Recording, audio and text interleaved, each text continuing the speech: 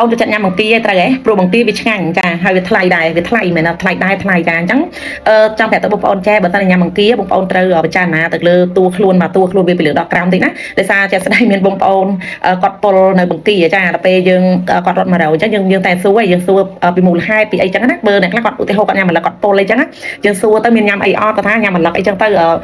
អុយទៅស្រាប់តែហើយក្អួតផងរៀបផងអីចឹងទៅចានឹងពលអីចឹងទៅចាដល់ពេលអ្នកខ្លះទៀតមានគាត់ញ៉ាំបង្គាហើយគាត់រត់មករះដែរគាត់ថាញ៉ាំបង្គាបាត់4 5រួចធាក់ធ្វើមានអារម្មណ៍ថាដូចចំបាច់ខ្យល់អញ្ចឹងមានអារម្មណ៍ថាពិបាកក្នុងខ្លួនក្អួតអត់ចាញ់អញ្ចឹងណាអញ្ចឹងយើងសួរគាត់ញ៉ាំមិនយកទៅចំអិនរបៀបមិនអញ្ចឹងញ៉ាំឆៅអីសួរអីចឹងណាដេញដោលតិចចាដល់ពេលអញ្ចឹងគាត់ប្រាប់យើងថាអត់ទេគាត់ស្ងោរគាត់អីឆ្អិនគាត់ស្ងោរឡើងក្រហមឆ្អិនល្អប៉ុន្តែគាត់ថាគាត់ថាយ៉ាងអត់បានញ៉ាំខ្លួនវាសោះអ្នកគ្រួយមិនញ៉ាំតែក្បាលសោះហ្នឹងអញ្ចឹងនេះខ្ញុំអស់សណោចចាអស់សណោចថងថាចេះបងប្អូនទៅដឹងណាបង្គាក្បាលរបស់វាធួប្រដាប់រំលាយអាហារកពេញរំលាយអាហារវានៅលើក្បាលរបស់វាហ្នឹងហើយវាមានបន្ទាត់ឆ្នោតខ្មៅមួយទៅតាមបតៅខ្នងឆ្អឹងបង្គាច្រឡំឆ្អឹងឆ្នោតបតៅខ្លួនបង្គាហ្នឹងចាធម្មតាបើយើងធ្វើយើងពុះមកយើងឃើញមានឆ្នោតខ្មៅហ្នឹងវាអាចអីចឹងវារត់ពីក្បាលមកអញ្ចឹងវាមកចាំតួខ្លួនបង្គាមកទៅបងប្អូនដឹងហ៎ហេតុអីបានគេគាត់ញ៉ាំក្បាលទៅវាពុលចាដោយសារក្បាលបង្គាហ្នឹងវាមានលិមុកមានអីរបស់ដែលមិនស្អាតចង់និយាយថាវាកក្រិចអញ្ចឹងយកដឹងគាត់ថាអាហ្នឹងខួរបង្គាហើយគាត់ថាញ៉ាំមកខ្លាចជ្រុះគាត់ទៅយកចានមកត្រង់ទៀត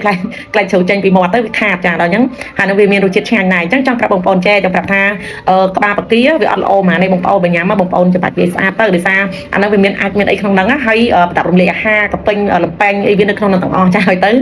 បងប្អូនធ្លាប់ឮគេថាធម្មតាបង្គាវាថ្លៃដល់ពេលថ្លៃអ្នកខ្លះគេចាក់ចាហួយចាក់អីបងប្អូនឲ្យលើអត់ចាចាក់ហ្នឹងដើម្បីវាទាំងគីឡូវាធ្ងន់គីឡូវាកើន1គីឡូវាខ្ទង់35,000ឯដែរចាពេលយើងចាក់ឈិចចូលទៅវាបានឡើងខាំតិចទៀតមកវាកាន់តែចំណេញអញ្ចឹង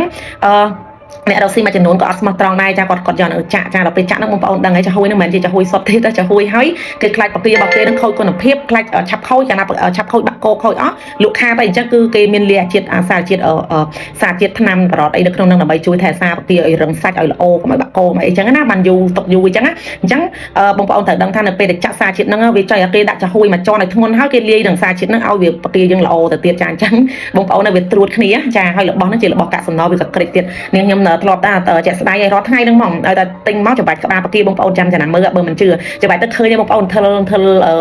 ើដុំរបៀបដូចយ៉ាងហ្នឹងចាហួយណាបងប្អូនកុំច្រឡំញ៉ាំវាបងប្អូនអាហ្នឹងពុលចាប្រដាប់រំលាយអាហារយើងនៅពេលដែលយើងទទួលសារជាតិគីមីញយថ្ងៃក្រោយទៅយើងអត់ដឹងថាវាបង្កទៅជាស្អីណារបស់នេះវាអាចទៅជាមហារីកអាចទៅជាអីបានអញ្ចឹងចាំប្រាប់បងប្អូនថាការញ៉ាំអីមួយត្រូវចេះគិតចាកុំចេះតែឆ្ងាញ់ហើយអត់បានចាប់អារម្មណ៍ណាចឹងបងប្អូននេះខ្ញុំគាត់ដាស់តឿនចាពីព្រោះអ្នកដែលគាត់ហូបក្បាលបង្គាហើយគាត់ពុលហ្នឹងមានច្រើនអ្នកដែរគាត់មកអ្នកខ្លះសុខភាពគេរៀងខ្លាំងរៀងមាំអីថាធន់បានរួចខ្លួនអ្នកខ្លះដែលគាត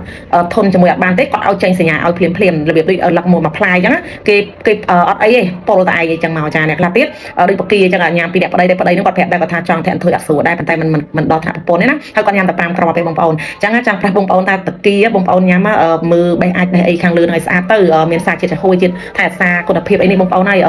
បារម្ភពីបងប្អូនខ្លាំងមែនតើណាអញ្ចឹងគ្រាន់តែជួយប្រាប់ដាស់តឿនទៅទេចាពីព្រោះភាពជាក់ស្ដែងបានជួបជាមួយអ្នកដែលគាត់មានហូបហើយបានថាជាកន្លះម៉ោងទៅប្រហែលជាជិត1ម៉ោងគាត់ប្រាប់អញ្ចឹងណាព្រោះទៅគាត់ចាប់ផ្ដើមធាក់ធ្វើដូចចង់អត់ស្រួលក្នុងខ្លួនគាត់ហ្មងណាអញ្ចឹងបងសួរទៅអត់មានញ៉ាំអីផ្សេងទេមានតែបង្គាហ្នឹងទេអញ្ចឹងចង់ប្រាប់បងប្អូនថាគាត់ញ៉ាំហើយគឺញ៉ាំទាំងហ្នឹងណាហើយយើងក៏មិនមែនថាហ្នឹងទាំង 100% ទេបងប្អូនប៉ុន្តែកាលណាដែលយើងជន់ដានអីមួយហើយចាប់ផ្ដើមមានចំណុចអីមួយមកតាក់កលាភ្លាមអញ្ចឹងក៏យើងអាចជាចំណុចសង្ស័យដែរហើយជាក់ស្ដែងធ្វើបង្គាហើយវាមានចាញ់អាជាតិចាហួយជាតិនេះហ្នឹងមែនបងប្អូនអត់នេះទេបងប្អូនសាកខ្លួនឯងមើលទៅអញ្ចឹងគ្រាន់តែនេះខ្ញុំចង់ប្រាប់ទេណានេះវាជារឿងខាងក្រៅឯងដែលជួបផ្ទាល់ទៅចង់ដាស់តឿនបងប្អូនកុំហូបកុំឆ្ងាញ់អាក្បាល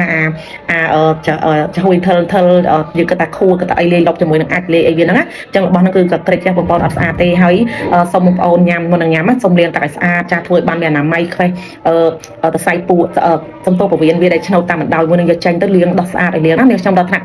ខ្វីអាហ្នឹងហើយបងប្អូនហ្នឹងហើយហែកមកហើយនៅមានចាហួយនៅក្នុងអាហ្នឹងទៀតបងប្អូនថិលនៅក្នុងហ្នឹងដុបហ្នឹងណាបងប្អូនចាហួយទេចាហើយនិយាយទៅចង់ថាចង់គ្រាន់តែប្រាប់បងប្អូនឲ្យចេះប្រយ័ត្នខ្លួនចាការញ៉ាំបើអាចចោលត្រង់ហ្នឹងបានចោលទៅច្បាច់ឲ្យស្អាតមកទុកក្បាលញ៉ាំវិញមកណាតែកុំញ៉ាំទាំងចឹងពីព្រោះអ្នកដែលគាត់ខ្ញុំធ្លាប់ជួបពី3ករណីឯណាចាអញ្ចឹងចង់ប្រាប់បងប្អូនតែប៉ុណ្្នឹងឯងចា